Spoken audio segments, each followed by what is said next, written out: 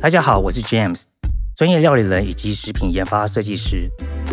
苹果是人见人爱的水果，今天我来分享一种新吃法，做一款非常讨巧的甜品——火烧苹果。不需要烤箱，只要一口平底锅就可以完成，非常方便。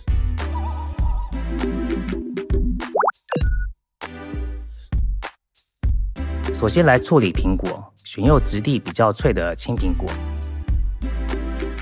去皮去籽，切成1.5厘米厚的苹果片备用。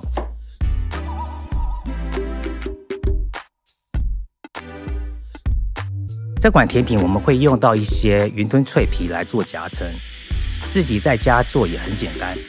油温烧至180度左右，下云吞皮炸至金黄色，捞出控油。如果家里有现成的馄饨皮、饺子皮，也可以拿来代替。接下来热锅，下红糖，下淡盐、黄油、八角、柠檬汁，加入苹果片，用中小火两面各煮3分钟。酱汁开始变浓稠，就可以盛出来了。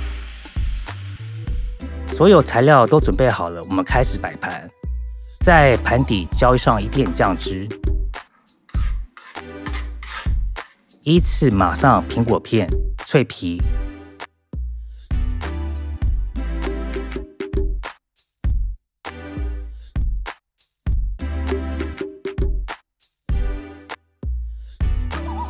点缀上青柠檬皮和薄荷叶，用喷火枪炙烤一下，让苹果片边缘微焦。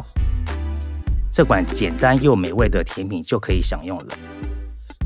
如果想要成品更精致一些，不妨做一些装饰。我个人比较喜欢用蛋白霜，将干净无油的玻璃碗放在热水锅上，碗里放入蛋白和糖，借助热气使糖融化，并使蛋白熟成至60度左右。接着用打蛋器高速打至硬性发泡，质地粘稠呈倒钩状，抹在脆皮上面，用喷火枪快速炙烧一下，表面有淡淡的咖啡色就可以了。